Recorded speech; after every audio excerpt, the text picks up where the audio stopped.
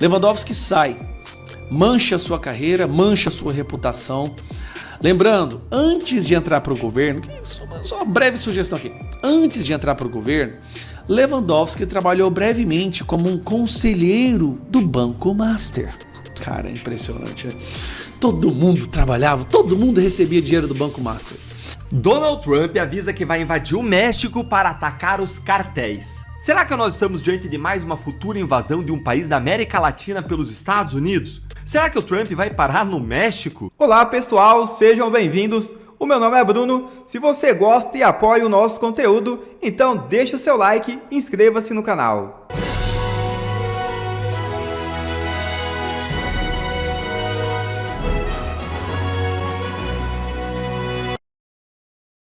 Ministros de Lula entram em parafuso e Lewandowski puxa a fila. É isso mesmo. Lula adora puxar o tapete de aliados quando o assunto é do seu interesse. Primeiro foi Sabino, que se achava protegido, mas tomou um rodo de mota na indicação para o turismo. Depois, quem diria, Ricardo Lewandowski, que viu seu ministério na iminência de ser fatiado para aplacar a fome do Centrão, pediu demissão. Haddad quer sair antes da economia colapsar. Aniele, a irmã de Marielle, também pode rodar. Camilo Santana, com 31 bilhões liberados, não quer deixar o MEC para entrar na justiça e começar do zero.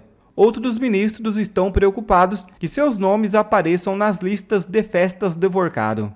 Um dos piores governos que já se viu na história desse país. Mais 4 anos de PT o Brasil não aguenta. Só o ministro do Gilmar Mendes vê o que ninguém viu. O ministro Gilmar Mendes mais uma vez abandonou a toga para fazer o comentário político. Desta vez resolveu cobrir de elogios a atuação de Ricardo Lewandowski no Ministério da Justiça. Viu o que ninguém viu. Veja o vídeo. Se você está achando que o início de seu ano foi ruim, dê graças a Deus que você não é Ricardo Lewandowski. Imagine por um minuto como é que está sendo o início desse ano para um ex-ministro do STF. Lembrando que foi ele que iniciou o golpe quando ele deixou que a Dilma ficasse com seus direitos políticos no impeachment, onde claramente está óbvio escrito na Constituição que a pessoa o presidente que sofre impeachment, ele perde o cargo e os direitos políticos. Lewandowski começou o golpe ali, naquele momento, quando ele permitiu que a Dilma mantivesse seus direitos políticos, achando que assim ela seria reeleita para Senado, só que ela acabou perdendo, o que foi terrível para o Brasil, porque quem entrou no lugar dela foi o Pacheco, e bom, você sabe a história, teria sido melhor se a Dilma tivesse ganho. Mas vamos lá, Lewandowski sai do STF e é chamado para o governo como ministro da Justiça do Lula. Olha a decadência dessa pessoa. Pois bem, ele chegou, achou que poderia fazer um milagre. Qual é o legado que o Lewandowski está deixando? Primeiro, recorde de feminicídio no Brasil. 25% da população brasileira vive hoje debaixo do comando dessas facções criminosas e do crime organizado. Descobriu-se que o Brasil está sendo governado por facções criminosas, na verdade. Vai lá e se recusa a participar de uma das mais exitosas e bem-sucedidas operações contra o narcotráfico, que é o que aconteceu recentemente no Rio de Janeiro, e tem a sua Polícia Federal investigando e prendendo pessoas por opinião, mas não por outros crimes. Inclusive, nem investiga outros crimes. Hoje só se investiga e só prende pessoas por opinião. Bateu recorde de processos abertos contra pessoas pela opinião nas redes sociais. Esse é o legado do Ricardo Lewandowski. Mas aí, a situação dentro lá nos bastidores parece que não estava muito boa. Algumas das sugestões do Lewandowski não estavam sendo acatadas pelo governo. A tentativa dele de emplacar a reforma da segurança pública para centralizar todas as polícias do Brasil na mão do Lula não colou. Ele não tem força política, não teve envergadura nenhuma. Não sobrou nada para o Lewandowski a não ser sair. E aqui eu entro na notícia. Após entregar carta de demissão a Lula, Lewandowski recebe elogios de autoridades por gestão. Tudo bem, receber elogios de algumas autoridades políticas. Só que o que aconteceu é que Lewandowski recebeu elogio até mesmo de um ministro do STF. Olha que absurdo, né? Um ministro da Suprema Corte elogiando um membro do governo. Por quê? Por não ter trabalhado contra o crime organizado, por não ter agido quando poderia ter agido, por ter entregue o Brasil com recorde de feminicídio, com a violência voltando a ser a preocupação número 1 no Brasil, e eu repito, com Lewandowski como ministro da Segurança, a violência e o crime voltou a ser a preocupação número 1 no Brasil. Lewandowski destruiu qualquer reputação que ele tinha. Mas o Gilmar Mendes disse: a atuação do ministro Ricardo Lewandowski à frente do Ministério da Justiça foi marcada pelo fortalecimento do enfrentamento ao crime organizado. Mentira, o crime organizado nunca esteve tão forte quanto está agora. Ancorado em planejamento, inteligência policial e cooperação entre instituições, reafirmando a centralidade do Estado de Direito na política de segurança pública. Isso aqui é bem ditatorial, tá? Segurança pública, a primeira segurança pública que tem, na minha opinião, é direito de autodefesa. E não do Estado defender a população. Durante sua gestão, a Polícia Federal conduziu operações de grande relevância contra facções criminosas. Mentira! Pegou a operação de São Paulo e pegou o crédito para si. Esquemas de lavar dinheiro, fraude no setor de combustíveis. Mentira que isso aqui quem fez foi o Ministério Público de São Paulo. Foi o Ministério... O que a Polícia Federal fez, e o Lewandowski fez, provavelmente foi avisar alguns dos chefões do crime organizado que deu tempo deles fugirem, tá bom? Tentou passar a PEC da segurança pública, não colou. Tá? Porque o projeto antifacção, que diminuía a pena de faccionados, a gente mudou.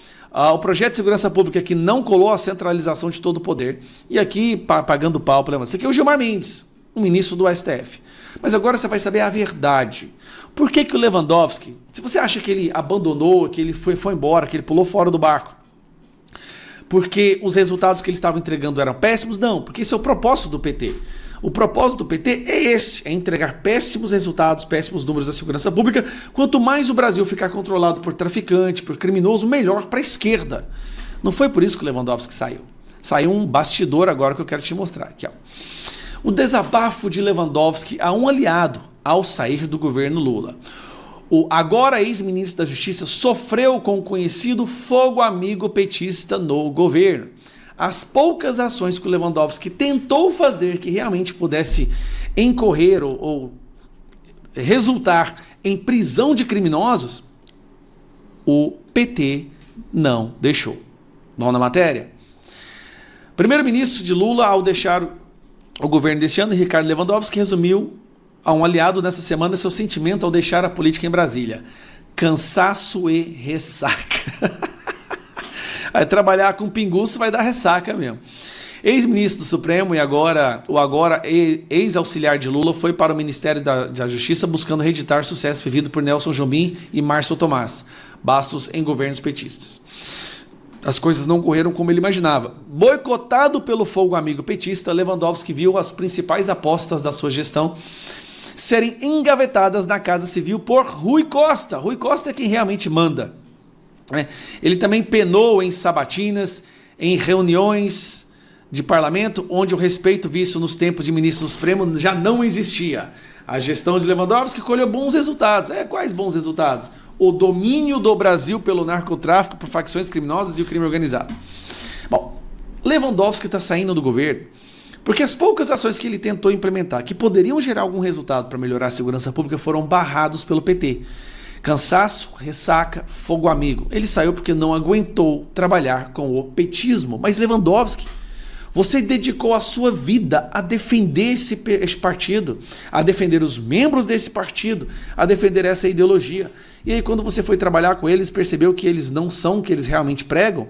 Será que o Lewandowski realmente acreditava que o PT ia fazer alguma ação para diminuir a criminalidade do Brasil? Lewandowski, o seu chefe disse que o traficante é vítima do usuário Lewandowski. Eu posso falar, foi naquele momento que você falou assim: agora eu tenho que sair.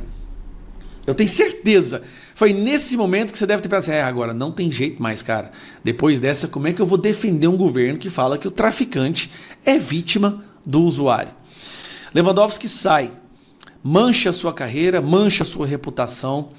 Lembrando, antes de entrar para o governo, só uma breve sugestão aqui. Antes de entrar para o governo, Lewandowski trabalhou brevemente como um conselheiro do Banco Master. Cara, é impressionante, né? Todo mundo trabalhava, todo mundo recebia dinheiro do Banco Master. Saiu do STF e por um leve e breve tempo foi trabalhar como conselheiro do Banco Master. E o filho do Lewandowski é um advogado impressionante. Ele é melhor que a esposa do Alexandre de Moraes.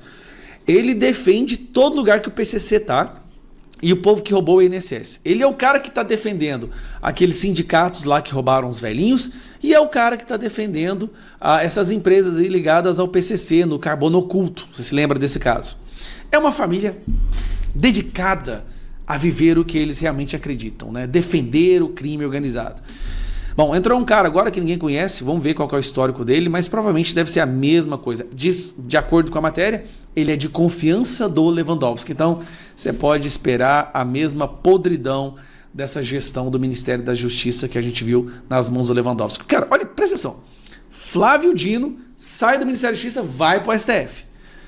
Lewandowski sai do STF e vai para o Ministério da Justiça. Cara, e os dois, recorde de feminicídio, Brasil dominado pelo crime organizado. Mais 4 anos de PT a gente não aguenta. Mas não aguenta. Vamos focar, galera, em Flávio Bolsonaro para presidente e fazer maioria no Senado. Pode arregaçar as mangas, porque esse ano vocês vão ter que militar e pedir voto muito mais do que vocês pediram em 2018 e 2022, porque agora é sobrevivência.